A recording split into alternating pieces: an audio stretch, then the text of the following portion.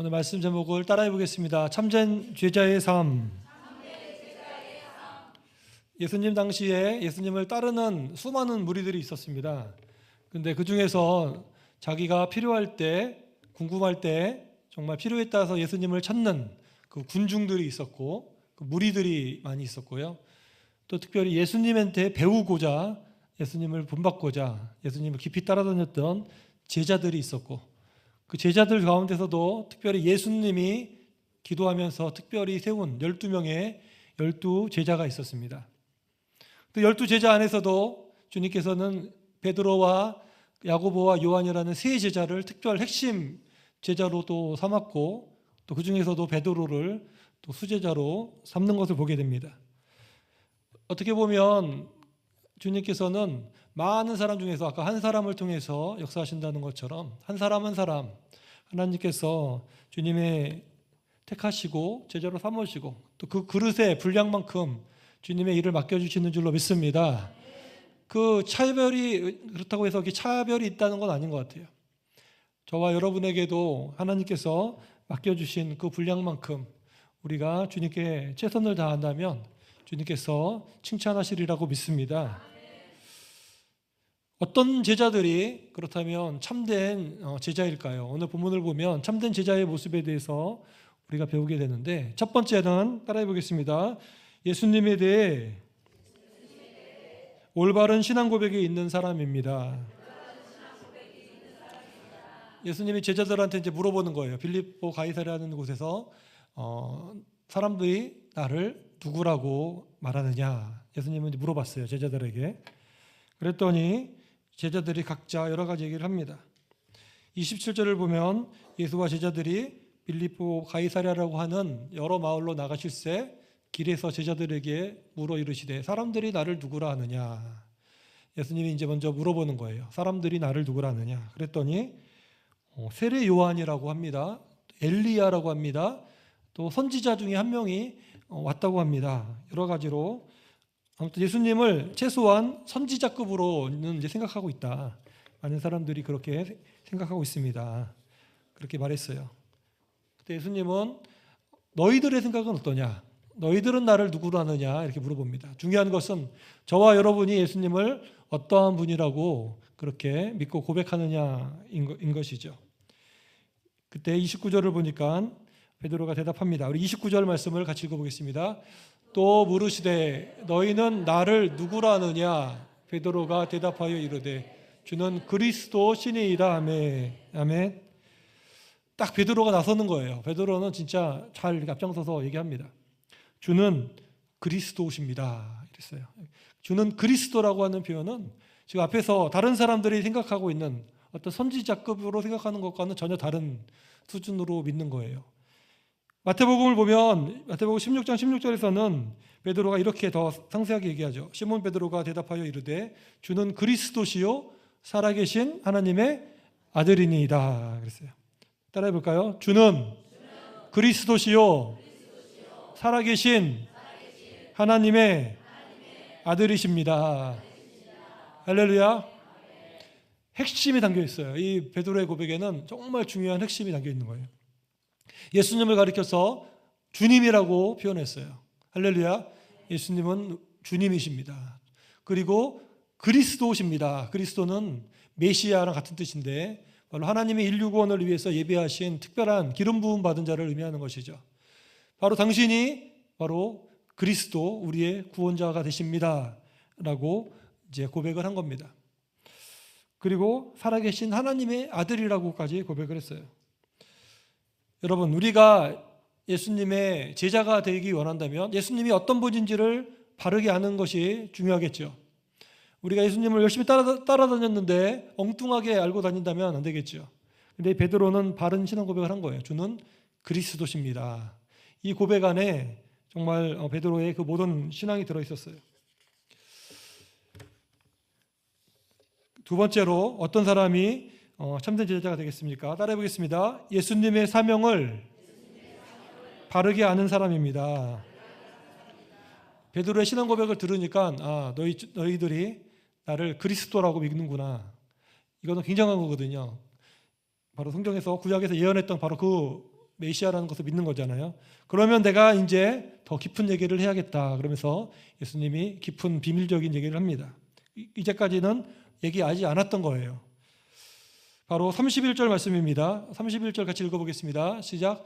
인자가 많은 고난을 받고 장로들과 대제사장들과 서기관들에게 버림받아 죽임을 당하고 사흘 만에 살아나야 할 것을 비로소 그들에게 가르치시되. 아멘. 인자는 예수님이 자기를 표현하는 그런 말이에요. 사람의 아들이라는 뜻인데, 예수님이 뭐라 그러냐면 나는 이제 많은 고난을 받을 것이고 유대 대제사장들과 서기관들이 나를 버려서 나는 죽임을 당할 것이고 그리고 3일 만에 다시 살아날 것이다. 이 얘기를 하는 거예요. 근데 비로소 그들에게 가르쳤다 그랬어요. 이제까지는 숨겼어요. 제자들이 아직 예수님에 대해서 그리스도라고 그 믿는 수준에 이르지 않았을 때는 이 얘기를 하기가 어려웠던 얘기예요.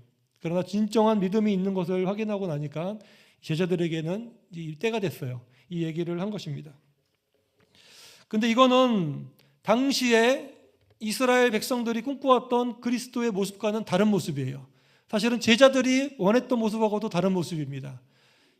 그들이 원했던 그리스도는 로마의 압제로부터 나라를 해방시키고 다윗의 그 왕국을 다시 일으키고 또 세계 열방을 통치하는 그런 아주 멋진 그런 것을 원했던 것이거든요. 그리스도는 그런 것을 꿈꿨죠. 그런데 예수님은 자기가 그렇게 하리라고 하는 것이 아니라 뭐라고 그러시죠? 많은 고난을 받고 죽임을 당할 것이다. 이 얘기를 하는 것입니다. 그 지금 제자들이 꿈꿨던 그 당시에 예수님한테 그 사람들이 꿈꿨던 모습은 예수님이 다시 심판의 주로 재림의 주로 오실 때는 이 땅 가운데 이루어질 것입니다. 그러나 예수님이 지금 초림하셨을 때는 아직 그것이 아니라 일단은 우리의 죄를 해결하기 위해서 오신 것이었기 때문에 그리스도로서의 그 사명을 이렇게 한다는 것이죠. 그런데 이 얘기를 듣고 나서 베드로가 갑자기 돌발 행동을 합니다. 예수님을 딱 붙잡고 항변했다 그랬어요. 32절을 보면 이렇게 말합니다. 드러내놓고 이 말씀을 하시니 예수님이 고난받고 죽을 것이다. 이 얘기를 하니까 베드로가 예수를 딱 붙잡고 항변했다는 얘기는 꾸짖었다는 뜻이에요. 그 밑에 있는 33절에 예수님이 베드로를 꾸짖었다는 단어랑 같은 단어예요. 그러니까 베드로가 예수님을 꾸짖은 겁니다. 뭐라 그러는 거죠? 아니 예수님 무슨 얘기입니까? 무슨 예수님이 그런 고난을 당한다는 게 말이 됩니까? 예수님이 죽는다는 말도 안 되는 얘기 하지 마십시오. 저는 결코 그런 것을 용납할 수 없습니다. 예수님 그런 얘기 하지 마십시오. 이러면서 예수님한테 막 화를 낸 거죠. 베드로가. 어떻게 보면 그럴 수도 있겠다 싶어요. 왜냐하면 워낙 존경하고 사랑하는 예수님, 자기들 모든 거를 지금 포기하고 예수님을 지금 따라가고 있는데 예수님이 고난당한다 그러고 죽는다 그러니까 이 베드로의 마음에 그 열정이 있잖아요. 베드로가. 그렇게 딱 예수님한테 얘기를 했어요. 그런데 예수님은 뭐라 그러죠? 베드로한테? 33절 말씀 같이 읽겠습니다. 시작. 예수께서 돌이키사 제자들을 보시며 베드로를 꾸짖어 이르시되 사탄아 내 뒤로 물러가라. 내가 하나님의 일을 생각하지 아니하고 도리어 사람의 일을 생각하는도다 하시고. 아멘. 예수님은 베드로한테 사탄아 내 뒤로 물러가라. 그렇게 갑자기 충격적인 얘기를 하셨습니다. 베드로가 사탄이라는 얘기는 아닙니다. 지금 베드로한테 틈타서 베드로의 입을 통해서 지금 역사하는 사탄에 대해서 예수님이 꾸짖는 거예요. 사탄의 특징은 무엇입니까? 교묘하게 얘기했기 때문에 우리를 위하는 것처럼 그렇게 막 들리기도 하고 미혹도 당하고 이러는 거예요. 그럴듯하니까. 그런데 그 뒤에는 하나님의 뜻이 아닌 사람의 뜻이 있다는 거예요. 예수님이 이 세상에 오신 이유는 예수님은 명확했습니다. 우리의 죄를 위해서 십자가에서 죽으시고 부활하신, 그리고 승천하셔서 이제 그 다음에 나중에 이제 재림하실 그런 모든 계획이 이미 예수님은 있는 상황이었어요. 그런데 그게 하나님의 계획이고 사랑인데 사탄은 교묘하게 베드로의 입을 통해서 뭐라 그러냐면 십자가 사역은 어리석은 것처럼 무슨 십자가냐, 무슨 고난이냐, 당신의 그 능력과 당신의 그 힘이면 충분히 지금 메시아로서 나라를 일으킬 수가 있는데 무슨 고난을 당한다고 그러냐, 무슨 죽임을 당한다 그러냐 이러면서 사탄이 베드로의 마음에 틈타서 그 얘기를 한 거죠. 하나님의 일이 있는데 그것보다는 인간적인 성공과 인간적인 어떤 일들을 추진하도록 만들려고 했던 것입니다. 예수님은 우리 같으면 분별력이 없으면 그냥 넘어갈 수도 있었을 것 같아요. 아, 베드로야 그러냐? 그럴 수도 있을 것 같은데 예수님은 딱 보고 사탄이 역사하는 걸 보고 사탄아 뒤로 물러가라 이렇게 얘기했어요. 사랑하는 여러분, 우리는 이런 베드로의 모습을 보면서 몇 가지 깨닫게 되는 것이 있습니다. 우선은 선줄로 생각하는 자는 넘어질까 조심하라. 그 말씀을 우리가 기억하게 됩니다. 베드로는 한 5분도 10분도 전에 엄청난 칭찬을 들었어요. 신앙 고백을 쫙 잘 얘기해서 너는 베드로다. 내가 내 교회를 그 반석 위에 세운다. 너는 천국 열쇠를 가지고 묶으면 하늘에서 묶이고 풀면 풀린다. 막 이런 얘기 막 했거든요. 베드로 얼마나 기분이 좋았겠어요. 예수님이 막 칭찬을 그렇게 해주시니까요. 그런데 5분 10분도 지나지 않아서 사탄의 도구가 되어버렸어요. 그 한 입으로 하나님의 진리를 말하고 한 입으로 사탄의 얘기를 하는 거예요. 하나님이 주신 예수님의 사명을 가로막는 얘기를 지금 해버렸습니다. 무엇이 문제입니까? 베드로의 마음은 아름답죠. 스승을 사랑하고 이러는 그런 건 아름답지만 바로 그의 마음속에 찾아온 이 교만을 틈탔다는 것을 우리가 기억해야 됩니다. 아, 제자 중에 나 정도 되는 사람은 없지. 그래, 나는 하나님의 막 계시를 받아서 이런 신앙 고백까지 했어. 나는 예수님한테 인정받는 특별한 사람이야. 예수님 나 인정하는 사람이야. 막 이런 마음이 막 흥분하고 그렇게 자기 의로움도 붙잡혔을 때 자기도 모르는 사이에 예수님을 꾸짖는, 예수님한테 막 화를 내는, 예수님 붙잡고 막 그렇게 얘기하는 그런 교만한 모습이 된 것입니다. 저와 여러분도 이러한 시험을 조심해야 됩니다. 우리도 칭찬을 들을 때 있어요. 잘할 때 있어요. 여러분 잘할 때가 많죠. 그럴 때 칭찬 듣고 여러 가지 좋은 얘기 들으면 나도 모르게 마음이 이렇게 우쭐거리고 그리고 교만하게 되고 그런 마음이 있게 되면 사탄이 틈타기가 쉽습니다. 교만한 사람한테 틈타는 거예요. 그래서 교만하면 넘어질까, 선줄로 아는 자는 넘어질까 조심하라. 주님께서 말씀하시는 거예요. 내가 막 흥분하고 너무 좋고 이러면 나도 모르게 말이 함부로 나갈 때도 있는 거예요. 평상시에는 그렇게 얘기 안 하다가 갑자기 어느 순간에 내가 너무 이게 막 지나치게 막 오버될 때는 막 함부로 말을 하면서 실수를 저지를 수도 있는 것입니다. 그렇게 우리는 넘어질까 항상 조심하면서 성령님을 의지하는 저와 여러분 되시기를 바랍니다. 겸손한 마음을 늘 품을 수 있는 저와 여러분 되시기를 바랍니다. 우리가 겸손하면 주님이 우리를 높여주시지만 내 마음이 높아지면 넘어지게 돼 있는 것입니다. 또 한 가지 우리가 생각해야 될 것은 하나님의 일은 그러면 무엇인가 우리가 한번 생각해 봐야 된다는 것이에요. 우리가 어떤 일을 하려고 하는데 이것이 하나님의 일인가 아니면 사람의 일인가 이것을 우리가 잘 분별할 수 있어야 되는데요. 예전에 어떤 권사님과 대화를 했는데 후회하면서 자신의 어려움을 얘기하신 적이 있었어요. 그 권사 우리 교회 권사님 아니고요. 다른 교회인데 자기가 굉장히 그 권사님이 중추적인 교회에서 역할을 막 하시는 지도자급 되는 권사님인데 아들이 공부를 굉장히 잘해서 서울대에 갈 정도의 실력이 되었어요. 근데 이 아들이 고등부 때 은혜를 많이 받아서 신학을 하겠다고 그런 거예요. 자기는 신학교 가겠다. 그랬더니 권사님이 생각해 보니까 너무 아까운 거예요. 안 된다. 절대 안 된다. 신학은 나중에 해도 되니까 일단은 서울대를 가라. 그래서 강하게 밀어붙여서 서울대를 갔어요. 그리고 뭐 직장 생활하고 아무튼 결혼하고 나서 지금 믿음 생활을 그 신앙이 그 좋았던 아들이 신앙이 다 떨어져 버린 거예요. 교회도 나가지 않고 있는 그러한 영적 상태가 돼버린 겁니다. 그러고 나니까 막 후회스러운 거예요. 내가 그때 신학을 보냈어야 됐나. 내가 왜 그때 너무 내 욕심이 지나쳤나. 이런 얘기를 하면서 어떻게 해야 되냐고 저한테 이렇게 물어보고 그러셨어요. 그 권사님뿐만 아닙니다. 우리도 순간순간 어떤 일을 만날 때 우리가 크게 잘못할 수 있는 문제가 뭐냐면 딱 눈에 보기에 좋은 대로 그냥 쉽게 결정해 버린다는 거예요. 인간적인 어떤 상식선에서 그냥 해결해 보려고 하는 경우들도 많다는 겁니다. 무엇이 올바른 건지 우리가 알 수 없죠. 그 아들이 정말 뭐 서울대를 가는 것이 하나님 뜻일 수도 있는 것이죠. 그러나 충분히 기도하면서 하나님의 뜻이 무엇인지를 물어보고 정말 그랬어야 됐는데 이 권사님도 자기 욕심이 들어왔던 거예요. 그렇기 때문에 돌아보니까 너무 후회스럽다라고 얘기하는 거죠. 사랑하는 여러분, 권사님뿐만 아닙니다. 저와 여러분도 순간순간 하나님의 일과 인간의 일, 그것이 부딪힐 수가 있습니다. 무엇이 올바른 것인지 정말 헷갈릴 수도 있어요. 정말 뭐가 올바른 것일까? 가장 안 좋은 선택은 눈에 보이는 대로 그냥 쉽게 그냥 결정해버리고 마는 겁니다. 여호수아 같은 사람도 그런 실수를 몇 번 하잖아요. 그냥 멀리서 왔다 그러니까 믿어버리고 그렇게 했잖아요. 그러나 하나님께 한 번 더 물어보고 하나님께 기도해 보면서 결정할 때 성령께서 저와 여러분을 가장 좋은 길로 인도하실 줄로 믿습니다. 교만을 버리고 겸손하게 하나님의 일을 잘 분별할 수 있는 저와 여러분 되시기를, 그래서 참된 제자로서의 삶을 살아갈 수 있기를 간절히 소망합니다.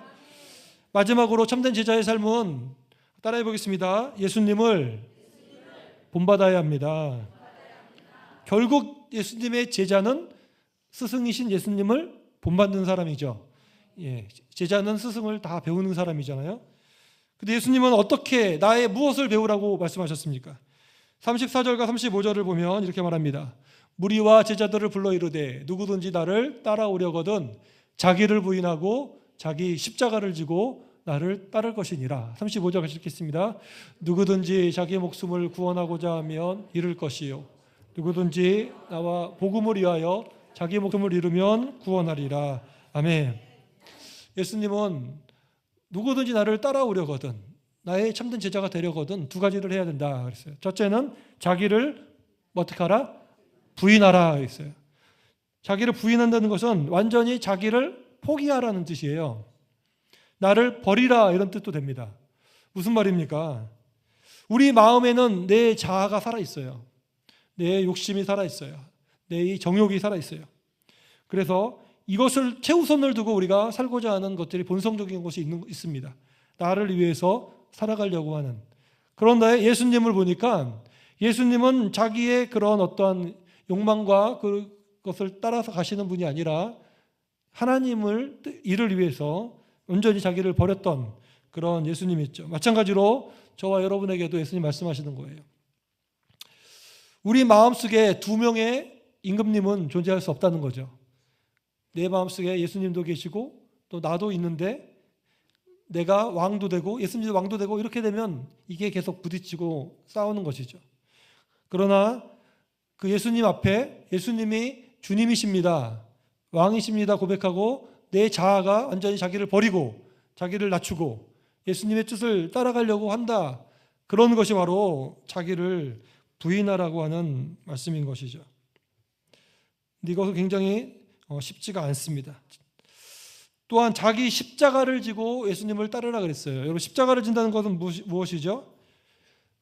고난을 감당하라고 하는 거예요. 예수님을 따라감에 있어서 정말 쉬운 길, 좋은 길, 넓은 길이 있는 것이 아니라 어려운 길이 있을 수 있다는 거예요.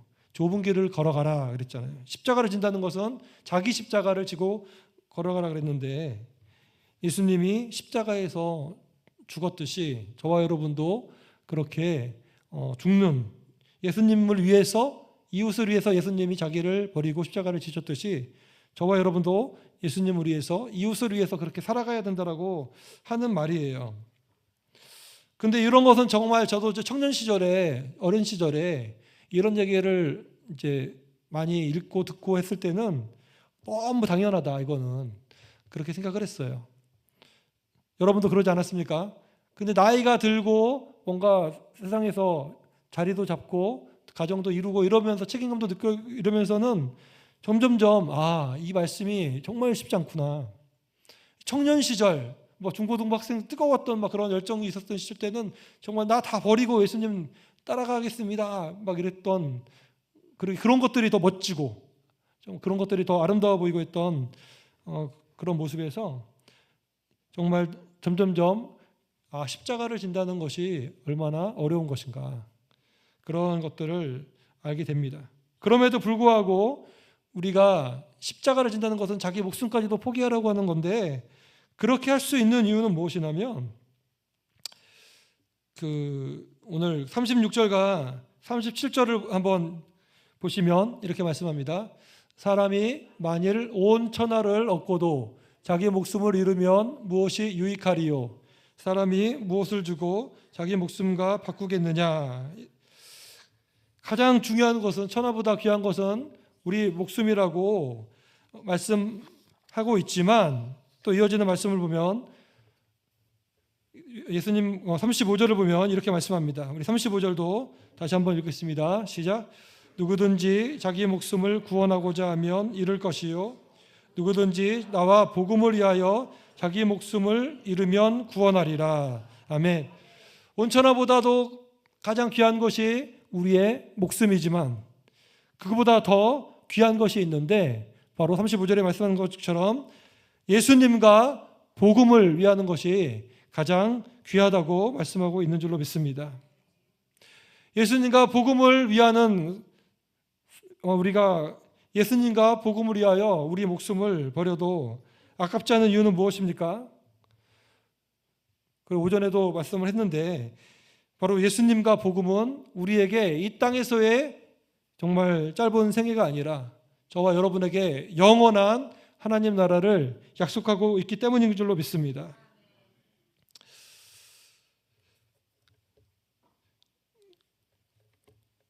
이러한 것을 잘 보여주는 한 가지 예화가 있습니다. 세바스테의 40인 용사라고 하는 이야기가 있습니다. 서기 320년에 로마 황제 리키니우스가 기독교를 박해하던 시대에 있었습니다. 그때 로마에 12군단이 있었는데요. 그 중에서 군인 중에서 용맹한 사람 40명이 그리스도인임이 밝혀지자 장관이 그들에게 우상에게 제사 드릴 것을 요구를 했어요. 그리고 제사를 드리고 우상을 섬기면 너희들에게 지위와 보상을 해주겠다라고 얘기를 했습니다. 군인들이 끝까지 신앙을 버리지 않겠다고 하자 어떻게 했냐면 그 40명의 군인을 다 벌거벗긴 채 아주 꽁꽁 얼어붙은 호수에다가 세워놨습니다. 그리고 호숫가에다가는 그들을 유혹하기 위해서 따뜻한 물이 담긴 욕조와 또 음식들을 준비해 놓고, 누구든지 예수를 부인하면 살려주겠다, 맛있는 음식도 주고 따뜻한 물도 주겠다, 이렇게 회유를 했어요.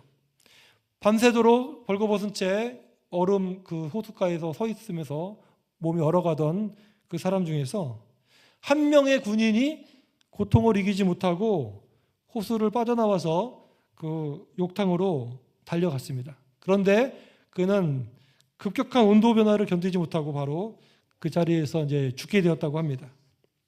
이때 그 호수를 감시하던 그 병사가 있었는데요. 그가 봤더니 처음에는 하늘에서 천사가 40개의 빛나는 면류관을 가지고 이렇게 내려오는 환상을 봤다는 거예요.